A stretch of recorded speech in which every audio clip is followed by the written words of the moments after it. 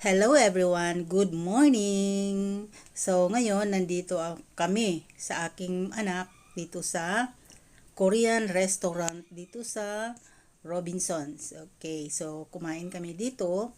Nag-avail kami ng worth 1,500 na foods, na marami naman ng foods na eat all you can. So kung maubos na ito, pwede nyo nang dagdagan. Basta eat all you can pay only 1,500.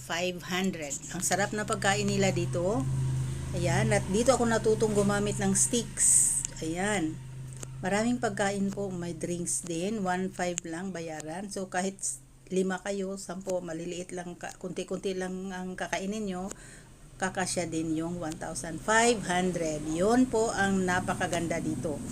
Pero kapag mag-order ka ng eat all you can or unlimited,